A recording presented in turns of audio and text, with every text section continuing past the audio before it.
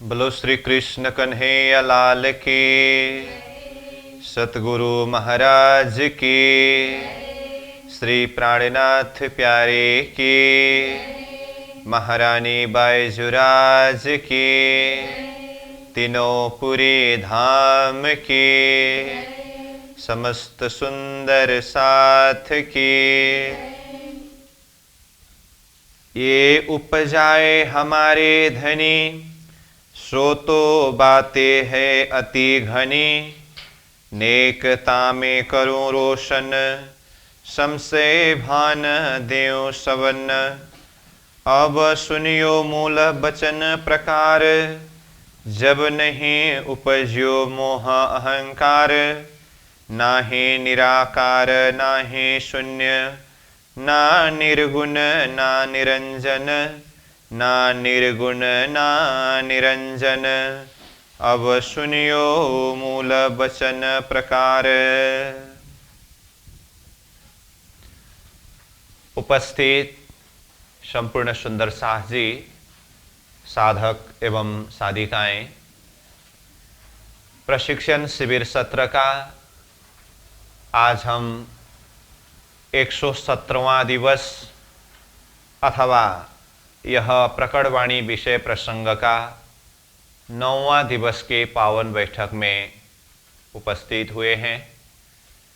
सर्वप्रथम आप सभी को सप्रेम प्रणाम एवं स्वागत करते हुए आज का विषय वस्तु कक्षा सत्र को हम आगे बढ़ाने जा रहे हैं।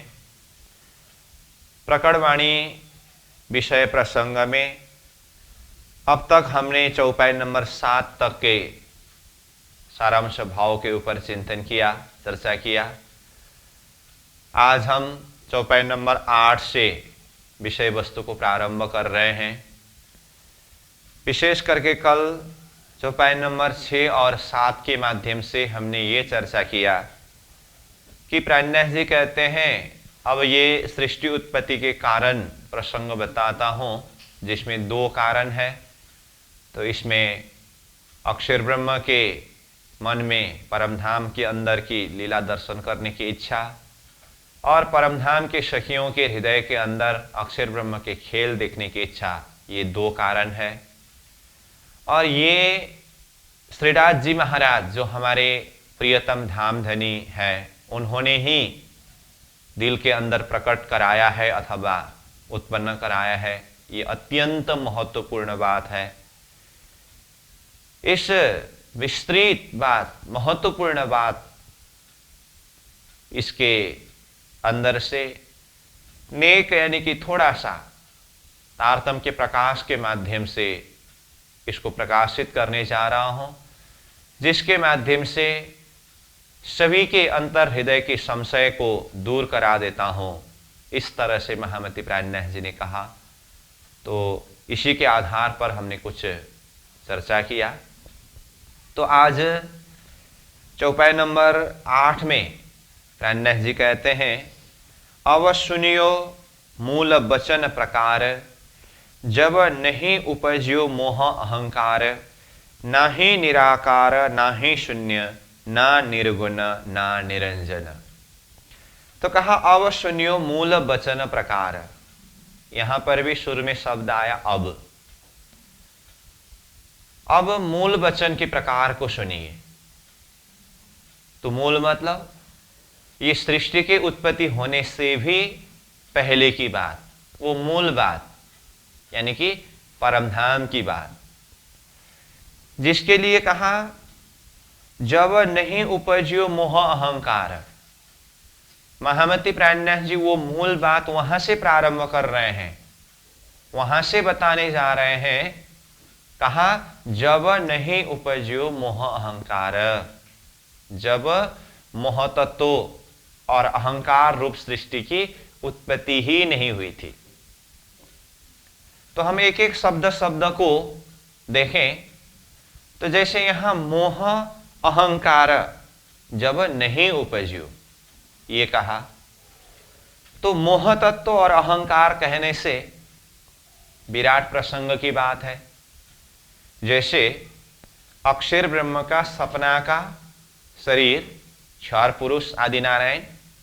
आदि नारायण के 4 शरीर विस्तार प्रसंग में, जैसे 4 शरीर के हिसाब से देखें तो महाकारण, कारण, सूक्ष्म और स्थूल, ये 4 शरीर है। इसी 4 शरीर को नाम के हिसाब से नारायण, इच्छा शक्ति, मोह तत्व और अहंकार है। तो यहां शब्द आया मोह और अहंकार। मोह यानी कि मोह तत्व। तो ये मोह तत्व कहां की बात है?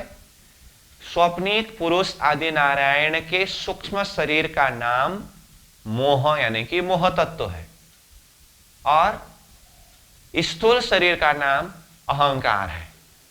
तो सर्वप्रथम आदि नारायण की उत्पत्ति हुई और उनके अंदर इच्छा प्रकट हुई, तो नारायण और इच्छा शक्ति हुआ, और उसी के द्वारा फिर मोह तत्व और अहंकार रूप का सृष्टि विस्तार हुआ। तो यहां प्राणनाथ जी कहते हैं, जब नहीं उपज्यो मोह अहंकार, जब मोह तत्व और अहंकार रूप सृष्टि की उत्पत्ति ही नहीं हुई थी, मतलब ये प्रकृति, ये सृष्टि ही नहीं थी। और आगे कहते हैं, ना ही निराकार ना ही शून्य। निराकार भी नहीं था और शून्य भी नहीं था। तो निराकार शून्य कहने से यह भी विराट संबंधी बात है। महाशून्य समष्टि, पंचमी क्षर समष्टि, वो महानिराकार है।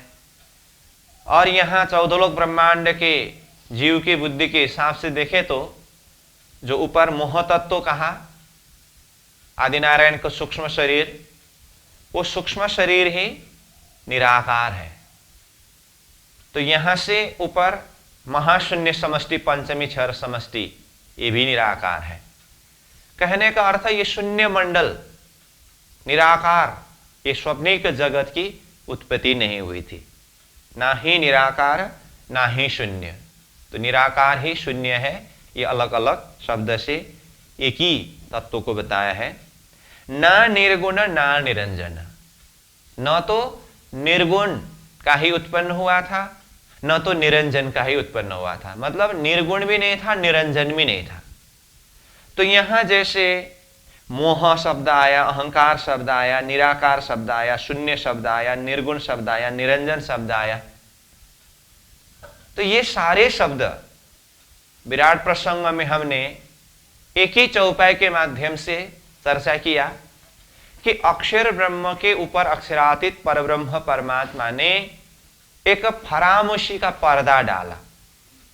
तो वो फरामोशी के पर्दा शब्द प्रयोग करते समय हमने एक चौपाई को जोड़ दिया है, जिसके अंदर 9 प्रकार के गुण हैं। वो क्या है? मोह, अज्ञान, भर्मना, कर्म, काल और शून्य, ए नाम सारे, नींद के, निराकार, निर्गुण। ये चौपाई के अंदर जो 9 गुण आया है ना, उसी गुण अंदर की बात है ये। जैसे मोह कहा शुरू में ये चौपाई में, तो यहां देखिए तो जब नहीं उपज्यो मोह अहंकार कहा, मोह तत्व, मोह। और वो चौपाई में निराकार आया है, और यहां पर भी निराकार शब्द आया, शून्य शब्द यहां भी आया, और निर्गुण निरंजन शब्द आया। तो कहने का अर्थ, ये चौपाई नंबर 8 के अंदर जितने भी शब्द आया है, इसका सार भाव अगर देखें तो अक्षर ब्रह्म के ऊपर अक्षरातीत परब्रह्म परमात्मा ने वो मोह अज्ञान भारम रूपी फरामोशी का पर्दा ही नहीं डाला था। मतलब अक्षर ब्रह्म सपना में जाकर के वो शून्य मंडल नीत का रूप, जो सृष्टि क्षर ब्रह्मांड है ना, वो स्वप्निक सृष्टि निर्गुण निराकार रूप की उत्पत्ति ही नहीं हुई है। तब की बात है ये, जिसको मूल वचन करके कहा। ठीक। और इसी को चौपाई नंबर 9 के द्वारा और खुलासा करके कहते हैं, जो चौपाई हमने पहले से ही काफी बार चर्चा करके आए हैं। और विराट प्रसंग को प्रारंभ करते समय यही चौपाई को मूल आधार बना करके हमने ये स्वप्निक सृष्टि की उत्पत्ति के पूर्व दिव्य परम धाम ही था करके वो महाकारण प्रसंग के अंदर प्रवेश करके वो महाकारण से फिर कारण होते हुए ये कार्य रूप सृष्टि की उत्पत्ति के प्रसंग में चर्चा किया। वही चौपाई यहाँ आ रहा है। चौपाई नंबर 9 में देखिए, न ईश्वर न मूल प्रकृति ता दिन की कहूं आपा बीती, निज लीला ब्रह्म बाल चरित्र, जाकी इच्छा मूल प्रकृत। तो क्या कहा, ना ईश्वर ना मूल प्रकृति। चौपाई नंबर 8 के साथ में ही निरंतर चौपाई नंबर 9 जुड़ रहा है। तो चौपाई नंबर 8 में मोहतत्व, अहंकार, निराकार, शून्य, निर्गुण, निरंजन, ये कुछ भी नहीं था। उसके पश्चात फिर चौपाई नंबर 9 में कहा ना ईश्वर, ईश्वर भी नहीं थे, मतलब ईश्वर की भी उत्पत्ति नहीं हुई थी। ना मूल प्रकृति, मूल प्रकृति की भी उत्पत्ति नहीं हुई थी। तो यहां ईश्वर और मूल प्रकृति शब्द आया, तो ईश्वर कौन है और मूल प्रकृति कौन है? तो ईश्वर मतलब क्षर पुरुष आदि नारायण, जो अक्षर ब्रह्म के सपना का शरीर है, जो मोह रूपी जल के अंदर निर्जीव अंडा 1000 वर्ष तक तैर करके उसमें अव्याकृत का मन प्रवेश होकर सजीव होकर के अंडा फोड़ करके बाहर आया था और अपने आप को जानना चाहा, अपने आप को न जानने पर असत सा माना। तो उनका नाम क्या रहा था? नर अव्याकृत से पैदा नार, मोह रूपी जल में अयन घर बनाया, तब नारायण नाम हुआ। अब नारायण ने अपने को अकेला देखकर मैं एक हूं अनेक हो जाऊं ऐसी इच्छा की, तब इच्छा शक्ति पैदा हुई करके ये आदि नारायण की उत्पत्ति और आदि नारायण के अंदर इच्छा शक्ति की उत्पत्ति, और ये नारायण और इच्छा शक्ति के द्वारा ही एकोहोम बहुश्याम करके सृष्टि विस्तार करने की बात जो है ना, और वो विस्तारित सृष्टि में मोहतत्व और अहंकार का रूप है। तो यहां ईश्वर यानी कि आदि नारायण और मूल प्रकृति मतलब ये सृष्टि के अंदर की प्रकृति का मूल इच्छा शक्ति, जो आदि नारायण का इच्छा शक्ति है ना, वो मूल प्रकृति है। तो हमने आदि नारायण के 4 शरीर के विस्तार प्रसंग की बात किया, तो उसमें ये चौपाई नंबर 8 के दूसरा चरण में जब नहीं उपज्यो मोह अहंकार करके मोह तत्व और अहंकार की बात भी आई, और चौपाई नंबर 9 के पहला चरण में ही ना ईश्वर ना मूल प्रकृति करके आया। तो ये दोनों को सोपानवत देखें तो ईश्वर मतलब नारायण, मूल प्रकृति इच्छा शक्ति, और मोह मोह तत्व और अहंकार अहंकार, मतलब आदि नारायण के 4 शरीर का विस्तार रूप है ना, ये कुछ भी नहीं था। और ना ही निराकार, ना ही शून्य, ना निरंजन, ना निर्गुण कहने से ये महाशून्य समष्टि, पंचमी क्षर समष्टि, ये भी नहीं था। मतलब एक शब्द में कहो तो ये स्वप्निक जगत, स्वप्निक सृष्टि ही नहीं थी। और उदाहरण के द्वारा बताएं तो अभी हम जागृत अवस्था में हैं, हम सोए ही नहीं, तो हमारा सपना के अंदर का वो मोह तत्व अहंकार अथवा सपना का पुरुष ईश्वर, उनकी इच्छा शक्ति प्रकृति, और शून्य निराकार निरंजन वो सपना मंडल कुछ भी नहीं है। क्यों? क्योंकि मैं सोया ही नहीं हूं, मैं जागृत अवस्था में हूं। ये उदाहरण है। इसी का सिद्धांत यहां कुछ भी नहीं था करके कहने का अर्थ अक्षर ब्रह्म के ऊपर वो अज्ञान रूपी फरामोशी का पर्दा ही नहीं पड़ा था। तो अक्षर ब्रह्म के ऊपर फरामोशी की पर्दा ही नहीं पड़ा था, इसका मतलब अक्षर ब्रह्म भ्रमित ही नहीं हुए थे, वो नींद में ही नहीं गए थे, वो सपना में ही नहीं गए थे। तो सपना में ही नहीं गया तो सपना का वो शून्य निराकार निरंजन शून्य मंडल नहीं है, और उसके अंदर सपना का पुरुष ईश्वर और उनकी इच्छा शक्ति प्रकृति, उनके द्वारा महत्व तो अहंकार का रूप कुछ भी नहीं है। मतलब अभी अक्षर ब्रह्म जागृत में अपनी स्वतः अवस्था में ही है। ठीक है। अब कहते हैं ता दिन की कहूं आपा बीती, ता दिन की, उस दिन की, उस दिन की मतलब किस दिन की? चौपाई नंबर 8 और चौपाई नंबर 9 के पहला चरण में जो अवस्था बताया ये कुछ भी नहीं था। ता दिन की, उस दिन की, कहूं आपा बीती, कहूं मतलब कहता हूं आपा बीती मतलब हम अपने में यानी कि आत्माओं में बीती हुई बातें। तो ये कुछ भी नहीं था तो उस समय में क्या था? जैसे कहा अक्षर और अक्षरातीत, यानी कि जागृत परलोक ही थे। तो जागृत परलोक कहने से अक्षरातीत पूर्ण ब्रह्म परमात्मा का धाम परम धाम, और परम धाम के अंदर सच्चिदानंद स्वरूप पूर्ण ब्रह्म परमात्मा अक्षरातीत श्री कृष्ण जी, श्रीराज जी, जो स्वयं सच्चिदानंद स्वरूप है। और सच्चिदानंद स्वरूप परमात्मा वो घनीभूत स्वरूप से द्रवीभूत रूप में विस्तार होते समय चिद घन स्वयं श्रीराज जी, आनंद का स्वरूप श्यामा जी महारानी, और श्यामा जी का भी आनंद अंश 12,000 ब्रह्म प्रियाएं, और ब्रह्म प्रियाओं की भी आनंद अंश खूब खुशहालियां करते करते अब ये सारा चेतना का विस्तार हुआ परम धाम के अंदर। और सच्चिदानंद स्वरूप परमात्मा श्रीराज जी के ही सत का अंश अक्षर ब्रह्म। तो सत का अंश अक्षर ब्रह्म में भी सत के अनेकों कला में एक कला अक्षर ब्रह्म। तो अक्षर और अक्षरातीत की बात हुई, और अक्षरातीत परब्रह्म परमात्मा दिव्य परम धाम में अपने आनंद स्वरूपा श्यामा जी और अंगना स्वरूप आत्माओं के साथ में नित्य निरंतर परम धाम की लीला में, अष्टप्रहर की लीला में रमन करते रहते हैं। और अक्षरातीत के सत के अनेकों कला में एक कला अक्षर ब्रह्म, जो अक्षरधाम में रहते हैं।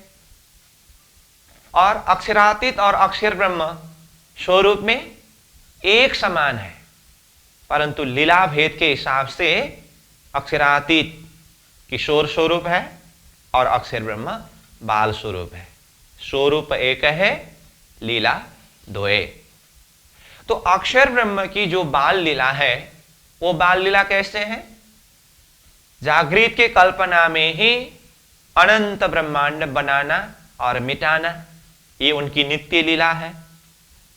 और उसी के बीच में नित्य प्रति अष्टप्रहर लीला के प्रसंग में पहला प्रहर के अंतिम घड़ी में अक्षरातीत परब्रह्म परमात्मा को दर्शन करने के लिए जाते हैं, जिसके लिए हमने शास्त्रीय प्रमाण प्रसंग के द्वारा भी चर्चा किया। कुटस्थ एव तद्धामनि कृष्ण दर्शन लालस नित्यं प्रयाति परम प्रेम पूरित मानस नित्यं प्रयाति कुटस्थ तत्लीला दर्शनोत्सुक कृष्ण क्रीड़ा गृहात् दूरे वर्तमान कृतांजलि। इस तरह से अक्षर ब्रह्म कुटस्थ पुरुष नित्य प्रति वो अक्षरातीत परब्रह्म परमात्मा श्री कृष्ण जी को दर्शन करने के लिए जाते हैं। तो ये लीला प्रसंग जो है ये ता दिन की कहो आपा बीती है। ता दिन की मतलब उस दिन की, उस दिन की मतलब जब ये स्वप्निक सृष्टि की उत्पत्ति ही नहीं हुई थी, ना ईश्वर ना मूल प्रकृति, ता दिन की कहूं आपा बीती, उस दिन की आपा बीती में बताने जा रहा हूं करके अब प्रणय जी आगे कहते हैं उस दिन क्या लीला चलती थी जो अभी हमने सार रूप में कहा, अब उसी को प्रणय जी यहां कहते हैं निज लीला ब्रह्म बाल चरित्र। निज लीला, निज मतलब स्वयं अपनी, निज अपनी जो स्वतः लीला, किसकी? ब्रह्म बाल चरित्र। तो यहां ब्रह्म मतलब अक्षर ब्रह्म, क्योंकि बाल चरित्र शब्द आया है।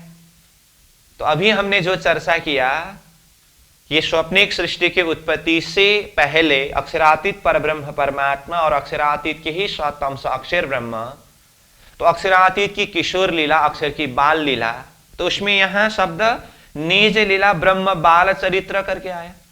बाल चरित्र, बालक की जैसी लीला मतलब बाल लीला। तो ये किसकी लीला है? अक्षर ब्रह्म की लीला है। तो यहां तो शब्द बिल्कुल सार रूप में आया। तो यहां बाल चरित्र शब्द अथवा ब्रह्म शब्द आते ही इसके पीछे हमने ये देखने का प्रयास किया है कि पहले तो अक्षर ब्रह्म ही कौन है ये जानना पड़ेगा। तो इस विषय में भी हमने चर्चा किया, अक्षरातीत के साथ के योनिको कला में एक कला अक्षर ब्रह्म है, और वो अक्षर ब्रह्म अपनी नित्य लीला में बाल चरित्र मतलब बाल लीला करते हैं। और उनकी बाल लीला कैसी है? जागृत की कल्पना में ही अनंत ब्रह्मांड बनाना और मिटाना, जिसके लिए कहा जाकी इच्छा मूल प्रकृत, जिसकी इच्छा के द्वारा ये मूल प्रकृत मतलब मूल प्रकृति। अब देखिए, मूल प्रकृत शब्द जो है यहां चौपाई नंबर 9 के पहला चरण में भी मूल प्रकृति शब्द आया, और चौपाई नंबर 9 में ही चौथा चरण में आकर के भी मूल प्रकृति शब्द आया। हमें पहले यह जानना होगा कि प्रकृति क्या है। प्रकृति मतलब हमने बार बार चर्चा किया है इस शब्द के ऊपर भी, इच्छा।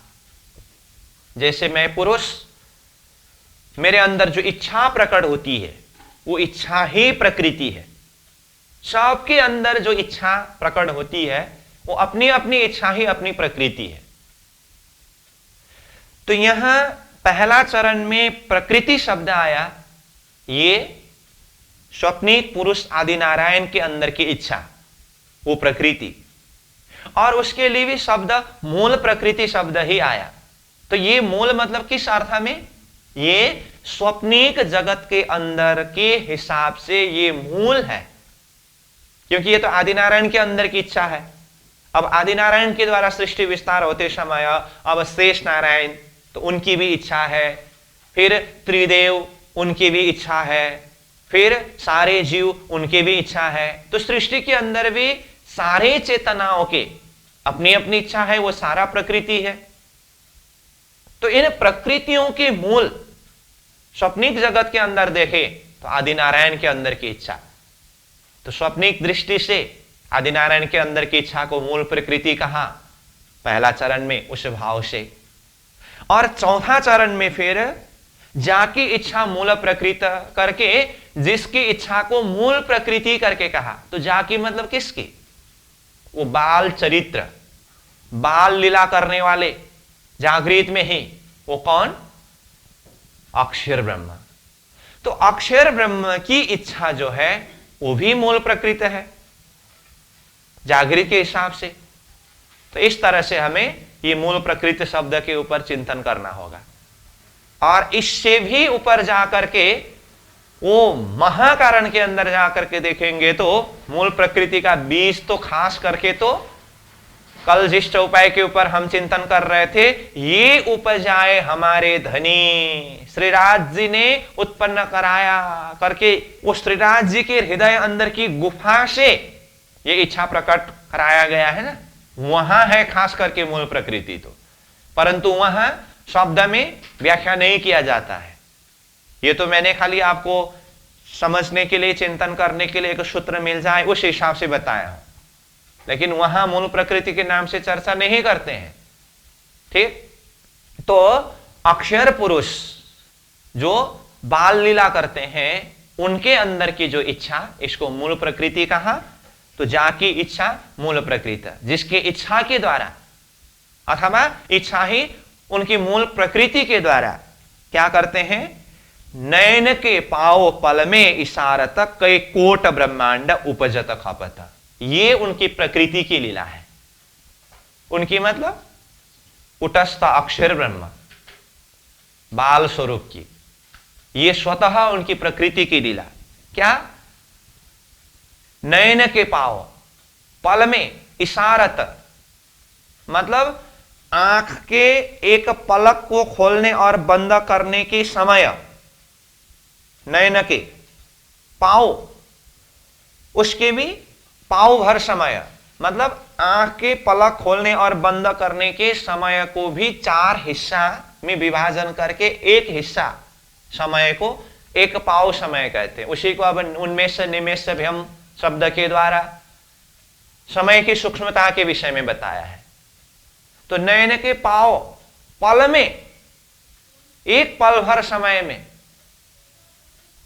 इशारत, इशारा मात्र से, संकेत मात्र से कल्पना मात्र से कई कोट ब्रह्मांड उपजत खपत, स्पष्ट रूप में कहा। आंख के एक पलक खोलने और बंद करने के समय का भी पाव भर, वो पलक भर समय के अंदर में अक्षर ब्रह्म कई कोट ब्रह्मांड कहा। एक ब्रह्मांड नहीं, दो ब्रह्मांड नहीं, और कोट ब्रह्मांड ही नहीं। कोट ब्रह्मांड शब्द प्रयोग किए होते तो भी 1 करोड़ ब्रह्मांड करके बोलते समय एक संख्या सीमित करके वो समझ में आ जाता। यहां कोट शब्द से भी आगे कई शब्द जोड़ दिया। इसका मतलब कई करोड़ों ब्रह्मांड, कितने करोड़ है उसका कोई हिसाब ही नहीं है, सीमा ही नहीं है। कई कोट ब्रह्मांड उपजत, उत्पन्न कराते हैं, और तुरंत खपत, लय भी करा देते हैं। तो देखिए अक्षर ब्रह्म के जागृत की कल्पना की लीला, उनकी स्वतः प्रकृति की बाल लीला के विषय में चर्चा कर रहे हैं। नयन के पाव पल में इशारत कई कोट ब्रह्मांड उपजत खपत, पल भर के समय में करोड़ों ब्रह्मांड बनाते हैं और मिटाते हैं। ये उनकी स्वतः प्रकृति की लीला है।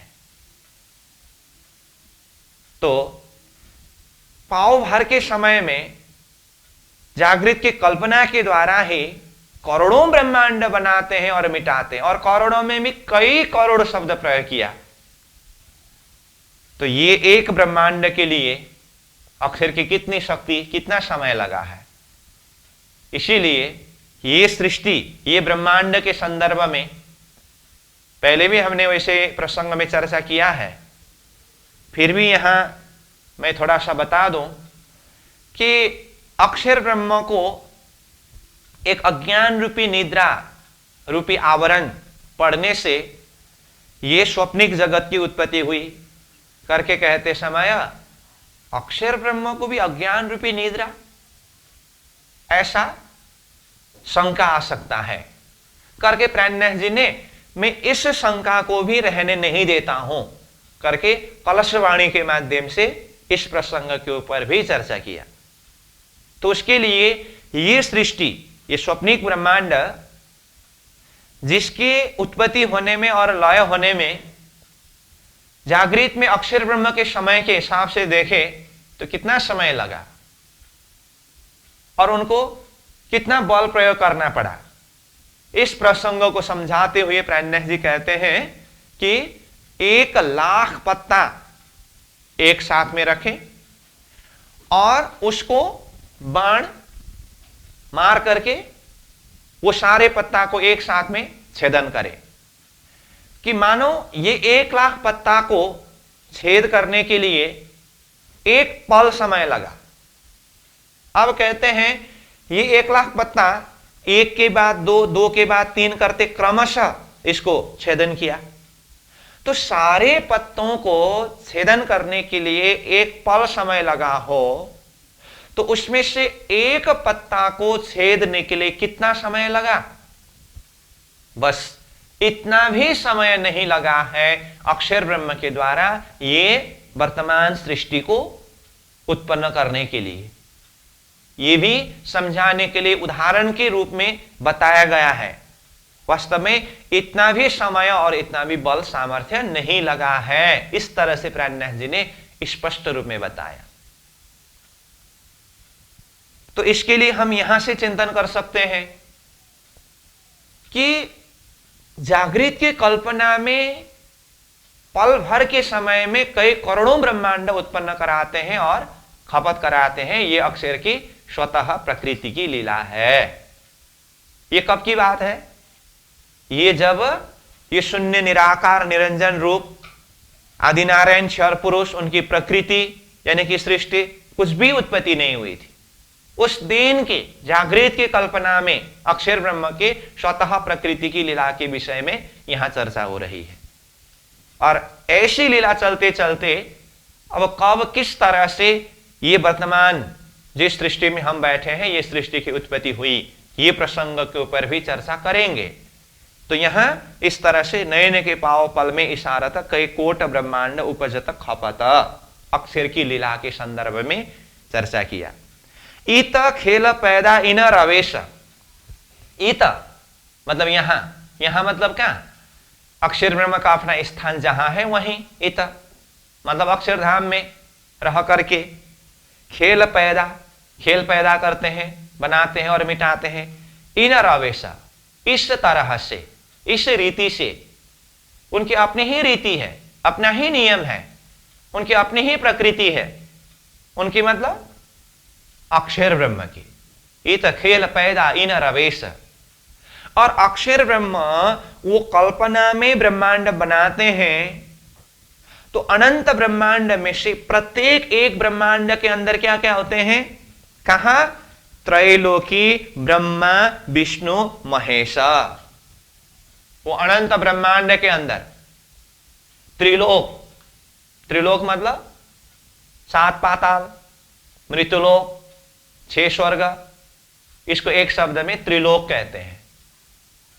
जो 14 लोक ब्रह्मांड है त्रिलोक है उसमें, और ब्रह्मा विष्णु महेश ये उत्पत्ति होते हैं, और ब्रह्मांड का खपत होते समय वो त्रिलोक सहित ब्रह्मा विष्णु महेश भी खपत होते हैं, यानी कि लय होते हैं। ये जागृत की कल्पना की बात हो रही है। हाँ?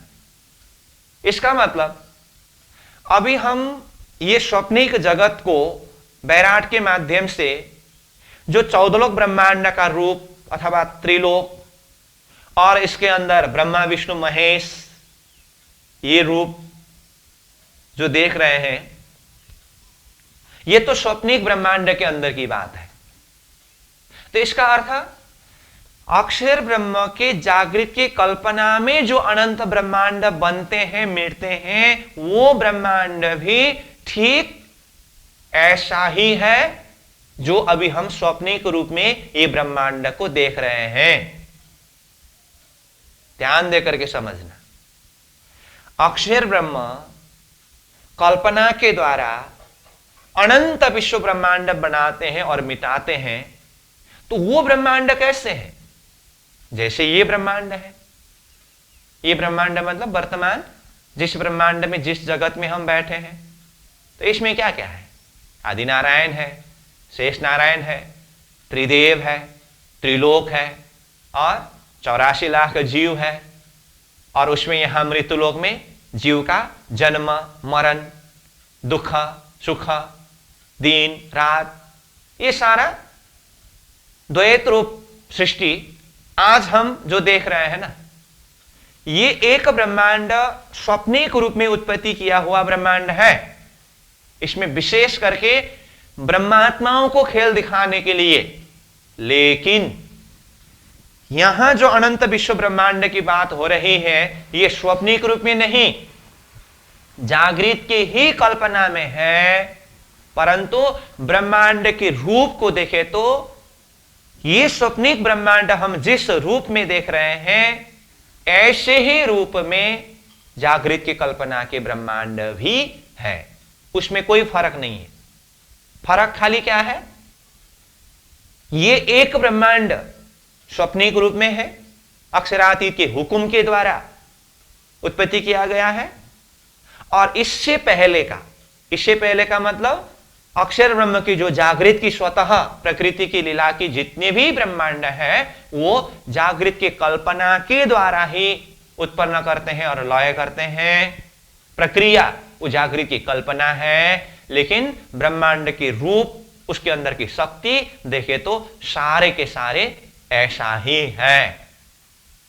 उसका क्या प्रमाण है, यहां प्राणनाथ जी ने कहा कि इत खेल पैदा इन रवेश त्रैलोकी ब्रह्मा विष्णु महेश।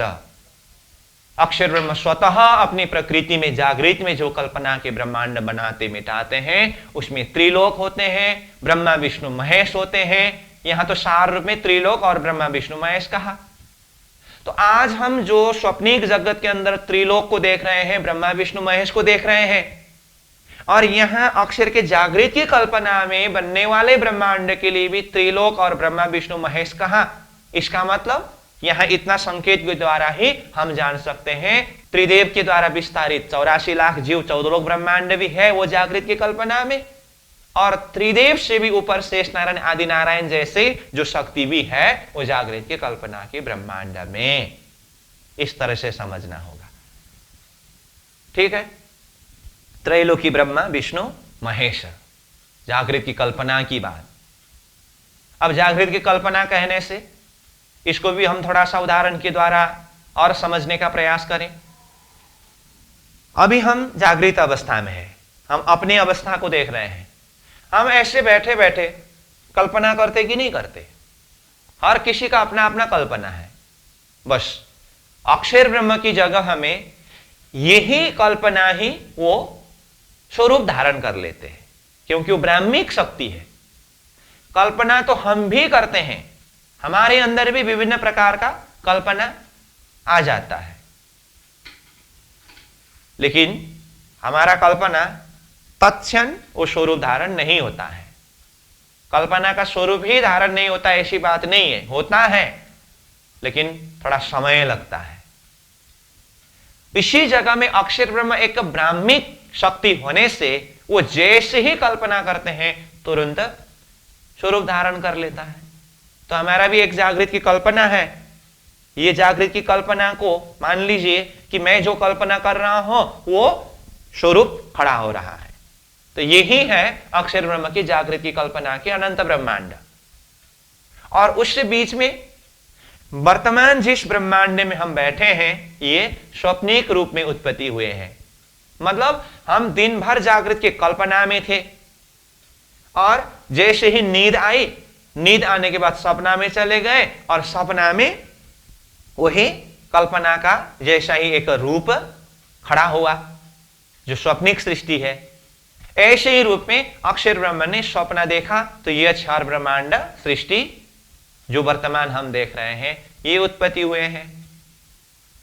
तो इस तरह से ये स्वप्निक ब्रह्मांड और जागृत की कल्पना के ब्रह्मांड रूप उसी प्रकार का है लेकिन प्रक्रिया अलग है, उसी हिसाब से देखना होगा, ठीक। तो यहां पर प्रसंग चल रहा है जब ये स्वप्निक जगत शून्य निराकार निरंजन ईश्वर प्रकृति कुछ भी उत्पत्ति नहीं हुई थी, उस समय में वो जागृत परलोक अक्षर अक्षरातीत ही थे। और उसमें यहां चौपाई ने अक्षर ब्रह्म के विषय की बात बताया और अक्षर ब्रह्म स्वतः अपनी बाल लीला में मगन रहते थे और उनकी बाल लीला उनकी स्वतः प्रकृति के द्वारा जो बनने वाले जो ब्रह्मांड है उसमें त्रैलोकी ब्रह्मा विष्णु महेश की उत्पत्ति होती थी। इस तरह से कहा, ठीक है। अब चौपाई नंबर 11 में प्रवेश करते हैं। कई विध खेले यो प्रकृत आप अपनी इच्छा सो प्रकृत। कई विध खेले, कई प्रकार से खेलते थे। यो प्रकृत, इस तरह से अपने ही स्वतः प्रकृति में। कौन? अक्षर ब्रह्म, ठीक है। और आगे कहते हैं आप अपनी इच्छा सो खेलत। आप स्वयं अपनी ही इच्छा सो, इच्छा के साथ में अथवा इच्छा के द्वारा खेलते हैं। इस तरह से अक्षर ब्रह्म की स्वतः अपनी जागृत की इच्छा में, अपनी कल्पना में, अपने ही हिसाब से खेलने रमने की विषय की बात हुई। और इसी में ये महाकारण प्रसंग अथवा सृष्टि उत्पत्ति से भी पहले के प्रसंग होने के कारण ये आप अपनी इच्छा से खेलता शब्द के आधार पर ही देखें तो हमें इसी के द्वारा ये भी चिंतन करना है।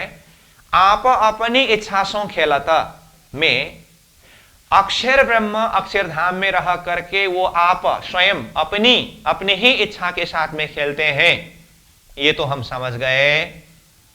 इसी शब्द के माध्यम से हमें यह भी चिंतन करना है कि परमधाम के अंदर हम ब्रह्मात्माएं अक्षरातीत पूर्ण ब्रह्म परमात्मा श्रीराज्य के साथ में आप अपनी इच्छा से खेलता हम अपनी ही इच्छा में, अपने ही आनंद में मदमस्त होकर के खेलते रहते थे, रमन करते रहते थे, हास विनोद करते रहते थे। मतलब इतने शब्द के अंदर ही परमधाम के अंदर की सारी अष्ट प्रहर की लीला प्रसंगों को चिंतन करना होता है।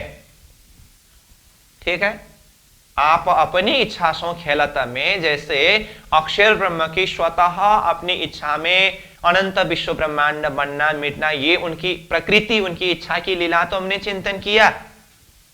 साथ में मैं बोल रहा हूं, ये प्रकटवाणी की चौपाई एक एक चरण, एक एक शब्द सूत्र रूप में है। तो इसी सूत्र के द्वारा विस्तार करके हमें यह भी चिंतन करना है कि आप अपनी इच्छा सो खेलत इजिकल टू जिस तरह से अक्षर ब्रह्म अक्षरधाम में रह करके अपने ही इच्छा में मगन होकर के खेलते हैं, ठीक इसी तरह हम परमधाम की आत्माएं आप अपनी इच्छा सो खेलता, अपनी ही इच्छा में। क्योंकि परमधाम में देखिए हम अपनी इच्छा से तो खेलते हैं, परमधाम इच्छाचारी है। श्रीराज जी महाराज स्वयं भी परमधाम के अंदर हमें ऐसे आनंद देते हैं जो हम चाहते हैं। श्रीराज जी के हृदय के अंदर एक ही बात क्या है, मैं किस तरह से आत्माओं को अधिक से अधिक सुख आनंद प्रदान करूं। इसका अर्थ हम आत्माएं जैसी इच्छा प्रकट करते हैं, जैसे चाहते हैं राजी महाराज, उसी हिसाब से हमें सुख देते हैं। और यहां इच्छासों खेलता शब्द में इच्छा के आधार पर ही खेलते हैं। इसके विषय में और थोड़ा सा चिंतन करें तो परमधाम इच्छाचारी है, जो चाहते हैं वही होता है। महामती प्राणनाथ जी वाणी में ही कहते हैं, जैसे परिक्रमा ग्रंथ की चौपाई है, अष्टप्रहर लीला प्रसंग की चौपाई है, जो हम सेवा पूजा में दोपहर के भोग में जो चौपाई को चिंतन करते हैं अथवा गाते हैं। सैया केतिक मन में जावे, साक पान मेवा सब ल्याए, घड़ी चार खेल तीत करे, दीन प्रहर चढ़ते आवे घरे। ये पहला चौपाई है। दूसरी चौपाई में क्या कहा, ये सब इच्छा सो जो मगावे, पर सखियों को सेवा भावे। देखिए तो परमधाम की अष्टप्रहर लीला प्रसंग में स्वयं प्राणनाथ जी ने क्या कहा। पहला चौपाई में कहा, सखियां वनों में जाते हैं और वनों में जाकर के साग आदि, पान, फल फूल, ये सामग्री लेकर के आते हैं। तो जाकर के 4 घड़ी वन में खेलते हैं और प्रहर दिन चढ़ते समय ये सारे सामग्री लेकर के रंग भवन यानी कि घर में वापस आते हैं। मतलब ये प्रथम प्रहर की लीला में 4 घड़ी समय बीतने के बाद पिछले 4 घड़ी की लीला की बात है। मतलब 7:30 बजे सखियां कितने वनों में जाते हैं और साग पान आदि सामग्री लेकर के 9 बजे के समय में आते हैं। ठीक, तो इसके लिए कहा ये सब इच्छा सो जो मगावे। ये सब मतलब सखियां वनों में जाकर के जो भी फल फूल सामग्री जो भी लेकर के आए, कहते हैं ये सब इच्छा से जो मंगावे, इच्छा से ही मंगा सकते हैं अथवा इच्छा मात्र से उपलब्ध करा सकते हैं। सखियां रंग भवन में बैठे बैठे इच्छा करे, जो भी सामग्री है वो हाजिर हो जाते हैं। ये सब इच्छा से जो मंगावे, परंतु सखियों को सेवा भावे। इच्छाचारी होते हुए भी सखियां स्वयं अपने हाथों से धनी की सेवा करना चाहते हैं। इसीलिए सखियां स्वयं वनों में जाकर के, यानी कि फूल लेने के लिए फूल बाग में स्वयं जाती है, फल लेने के लिए 7 घाट में स्वयं जाते हैं, और अन्नादि सामग्री लेने के लिए अन्न वन में स्वयं जाते हैं। क्यों? सखियों को सेवा भाव है। सेवा भाव से स्वयं सखियां उपस्थित होकर के सेवा करते हैं, यह भी भाव है। और परमधाम की स्वतः अपने गुण के हिसाब से देखें तो कहा ये सब इच्छा सो जो मगावे। इसका मतलब परमधाम इच्छाचारी है। यही अष्टप्रहर लीला प्रसंग चर्चा करते करते आगे चौथी प्रहर की लीला, चौथी प्रहर मतलब 3 बजे से 6 बजे तक की लीला, जिस लीला में 3 बजे के समय में रंग भवन से श्रीराज जी, श्यामा जी सहित 12,000 सखियां छठी भौम के सुखपाल के ऊपर सवार होकर के 25 पक्ष में से कोई भी पक्ष में विहार करने के लिए जाते हैं। तो ये प्रसंग के ऊपर चर्चा करते हुए सुखपाल जब आसमान में उड़ते हैं ना, तो सुखपाल के उड़ान के लिए क्या कहा? इच्छाचारी, मनवेगी कहा। इच्छाचारी, जैसे चाहते हैं सुखपाल उसी तरह से उड़ते हैं, मतलब जहां जाना चाहते हैं सखियां सुखपाल में बैठ करके आज हम इस स्थान में जाएंगे, इच्छा को प्रकट करेंगे ना, वो इच्छाचारी सुखपाल वही स्थान में राजश्यामा जी सहित सखियों को पहुंचाते हैं। ठीक। और मनवेगी कहा, सुखपाल का वेग, गति, स्पीड, किस गति में उड़ते हैं वो? मनवेगी, मन के वेग में, मतलब जैसा चाहते हैं उस वेग में, उस गति में उड़ते हैं। तो मन की गति कितनी स्पीड है देखिए ना। तो यहां पर भी इच्छाचारी, मनवेगी शब्द आया। तो मैं ये प्रसंगों को यहां क्यों जोड़ रहा हूं? ये कहने के लिए कि परमधाम के अंदर की सारी लीला राजी, श्यामा जी और सखियों के इच्छा माफक होती है। इसीलिए वहां सखियों की चाह सिर्फ यही होती है कि हम किस तरह से राजी महाराज को अधिक से अधिक आनंद प्रदान करें। श्रीराज जी महाराज की चाह, इच्छा यही होती है कि मैं किस तरह से सखियों को अधिक से अधिक आनंद प्रदान करूं, सुख प्रदान करूं। ये अद्वैत भाव परमधाम के अंदर है। तो इसीलिए यहां आप अपनी इच्छा से खेलता शब्द में, जैसे ऊपर के प्रसंग से सीधा सीधा देखते समय अक्षर ब्रह्म की स्वतः इच्छा प्रकृति की खेल की बात हो रही है, परंतु इसी में मैं बोल रहा हूं ये प्रकटवाणी हर चरण एक सूत्र रूप में होने से इसी सूत्र के अंदर हमें चिंतन करना है। परमधाम के अंदर भी अपनी ही इच्छा के द्वारा हम आत्माएं लीला करते हैं। ये कब की बात है? जब नहीं उपजो मोह अहंकार, ना ही निराकार, ना ही शून्य, ना निरंजन, ना निर्गुण, ना ईश्वर, ना मूल प्रकृति, ता दिन की कहो आप आबिती। उस दिन की बात है ये, जब सृष्टि की उत्पत्ति नहीं हुई थी, उस दिन की बात है ये। अक्षर ब्रह्म अपने ही प्रकृति में खेलते हैं, अपनी इच्छा में खेलते हैं, और हम परमधाम की सखियां श्रीराज जी, श्यामा जी के साथ में अपनी इच्छा से खेलते हैं। और परमधाम में कितनी आनंद है, कितने सुख है। वो भूमि ही आनंदमय भूमि है, प्रेममय भूमि है, अद्वैत लीला चलती है वहां।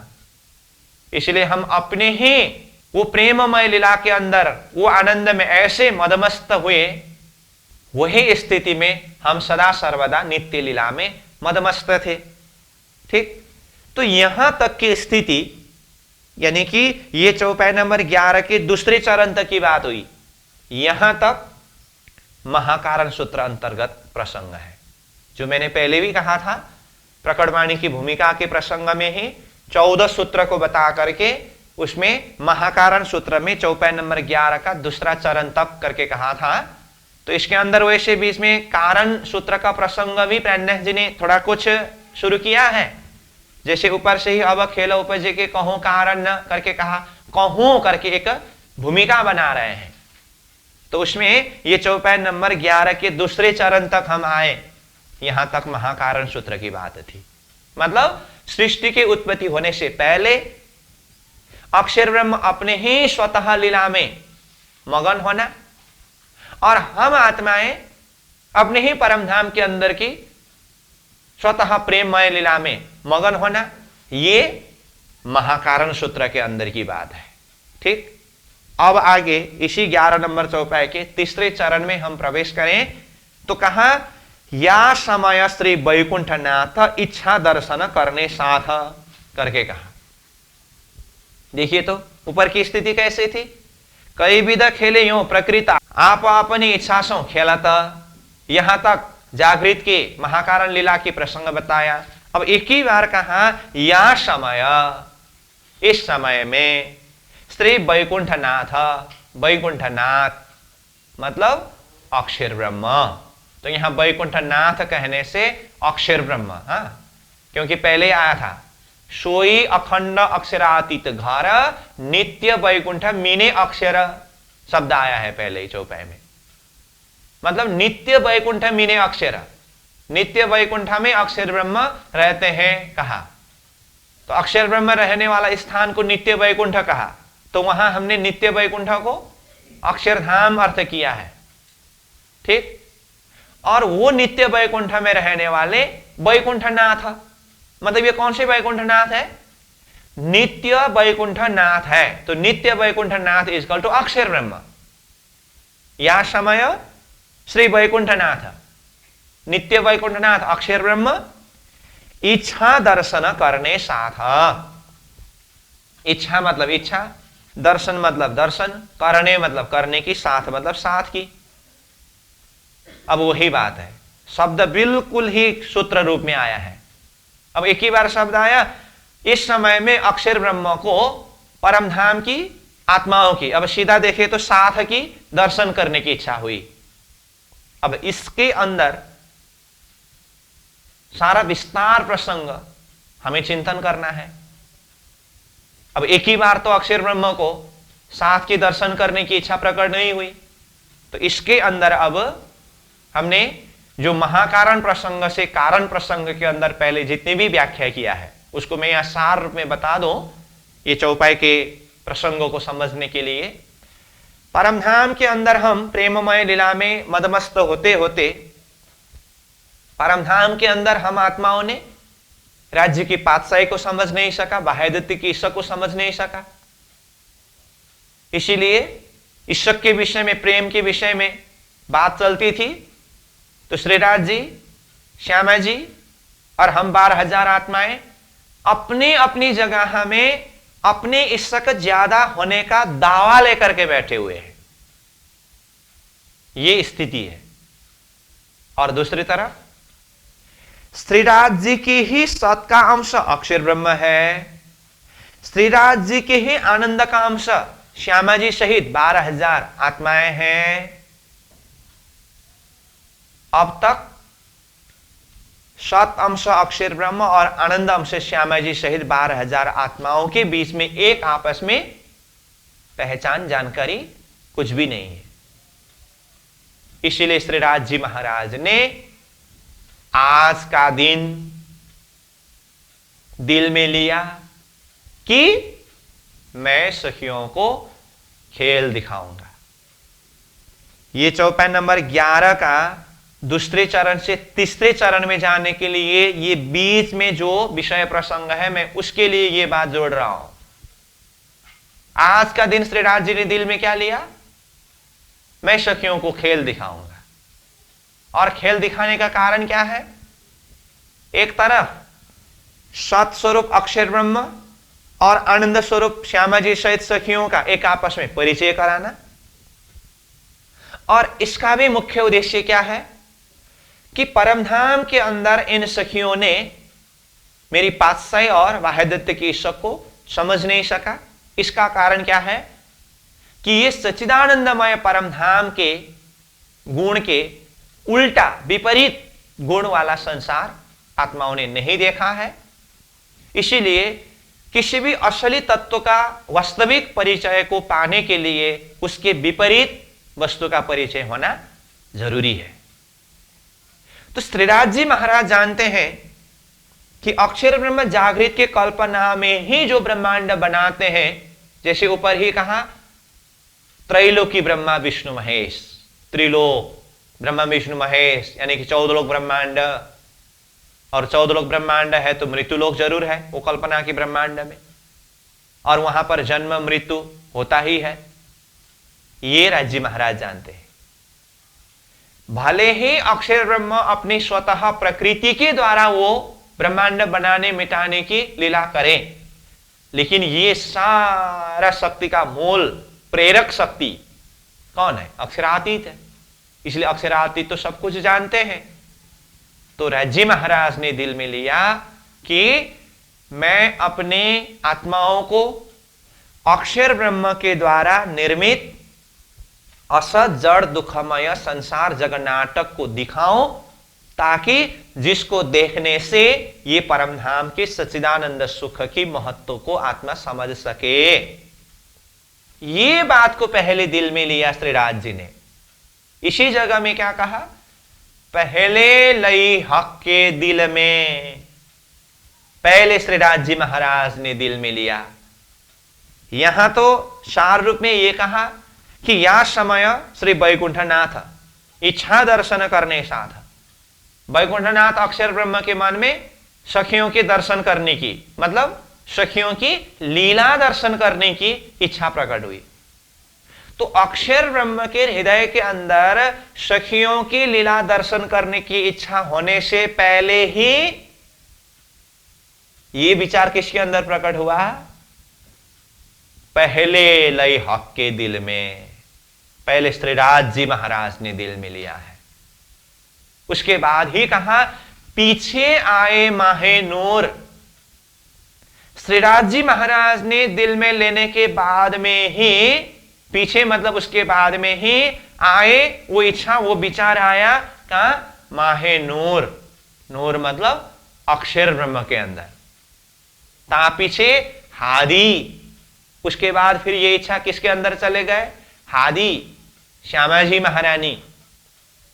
और रूहन 12,000 आत्माएं, उनके अंदर भी ये इच्छा प्रकट हुई। ये जो हुआ जहूर। इस तरह से अब ये खेल का विस्तार हुआ अथवा प्रकाश हुआ। तो इसका मतलब क्या हुआ? यहां प्रकटवाणी के चौपाई के शब्द में तो आया कि इस समय में अक्षर ब्रह्म के अंदर सखियों की लीला दर्शन करने की इच्छा हुई। तो इसके अंदर महाकारण सूत्र से अगर देखें, ये कारण सूत्र के अंदर प्रवेश होने के लिए तो पहले स्वयं श्रीराज जी के दिल में उत्पन्न हुआ। इसलिए पहले आया ना, ये उपजाए हमारे धनी कहा। अक्षर ब्रह्म के हृदय के अंदर भी ये इच्छा को प्रकट कराने वाले कौन है? हमारे धनी अक्षरातीत पूर्ण ब्रह्म परमात्मा। पहले लय हक के दिल में। तो ये कब की बात है? परमधाम के हिसाब से आज का दिन। तो जैसे श्रीराज जी ने दिल में लिया, तो आज के दिन प्रथम प्रहर की लीला हर रोज की तरह चल रही थी। सुबह 5वें भौम की उठापन की लीला, तीसरे भौम में आकर के पशु पंखियों को दर्शन देना, वन जंगल को प्रेम भरी नजर सिंचन करना, फिर जमुना जी में जाकर के झिलना लीला, कुंजनी कुंज वन की लीला, फूलबाग की लीला, लाल चबूतरा में बैठ करके बड़ो वन में पशु पंखियों की खेल तमाशे देखने की लीला, फिर वहां से वापस रंग भवन की तीसरी भौम में आकर के श्रीराज जी की श्रृंगार लीला, श्यामा जी सहित सखियों की श्रृंगार लीला, बाल भोग आरोग्य की लीला, यानी कि 7:30 बजे तक की लीला, अथवा प्रथम प्रहर की 4 घड़ी की लीला ज्यों का त्यों है। और उसके बाद अब 7:30 से आगे प्रथम प्रहर की जो 4 घड़ी बाकी समय है, इस समय में सैया केती का वन में जावे, यानी कि कितने सखियां वनों में जाते हैं? तो 5 जुत सखियां यहां तीसरे भौम की लीला से अब बाहर अपने सेवा कार्य में चले जाते हैं। और बाकी श्रीराज जी श्यामा जी सहित 35 जुत सखियां यहां तीसरे भौम में रह करके अब निरत लीला प्रारंभ होती है। ये सदा सर्वदा की लीला है, नित्य लीला है। उसी तरह से आज के दिन में भी यही लीला हुई। 7:30 बजे से अब निरत लीला प्रारंभ हुई। ये लीला चलते चलते 9 बजे तक निरत लीला चलना है। तो हर दिन 9 बजे तक निरत लीला चलती थी। उसी तरह से आज भी निरत लीला तो चल रही है। उसी बीच में दूसरी तरफ नित्य लीला अक्षर ब्रह्म हर रोज अक्षरातीत पूर्ण ब्रह्म परमात्मा को दर्शन करने के लिए 9 बजने के लिए कुछ समय बाकी रहते समय आते हैं, चांदनी चौक में आकर के अक्षरातीत को प्रणाम करते हैं, फिर वापस चले जाते हैं और उनकी अपने ही स्वतः प्रकृति की लीला वो अपने हिसाब से करते हैं, ये नित्य लीला। लेकिन आज के दिन जब पहले लई हक के दिल में पहले ही श्रीराज जी महाराज ने दिल में लिया कि मैं सखियों को खेल दिखाऊं, इसीलिए ये प्रथम प्रहर की लीला एक ही हिसाब से सदा की तरह चलते चलते जैसे ही 9 बजने के लिए कुछ ही समय बाकी था, हर रोज की तरह अक्षर ब्रह्मा आज भी दर्शन करने के लिए आए। हर रोज की तरह तीसरी भूमि में निरत लीला चल रही है। अब यहां से आज की लीला में कुछ अंतर हुआ। जैसे ही अक्षर ब्रह्म अक्षरातीत को दर्शन करने के लिए चांदनी चौक में उपस्थित हुए, श्रीराज जी महाराज ने आज अपने चेहरा को पूरी तरह से मोड़ करके अक्षर ब्रह्म की तरफ देखा, यानी कि अक्षर को अपने पूर्ण स्वरूप का दर्शन दिया। यहां से अब लीला परिवर्तन हुई। तो अक्षर ब्रह्म उधर देखते रह गए और देखते देखते इधर श्यामा जी और सखियां ऐसी आनंदमय निरत लीला चलते चलते श्रीराज जी महाराज क्या देख रहे हैं, तो ये सब पूर्व तरफ चांदनी चौक की तरफ देखने लगे।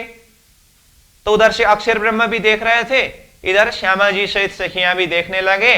तो आज के दिन यहां इस तरह से अक्षर और सखियों के बीच में एक आपस में देखा देख हुआ।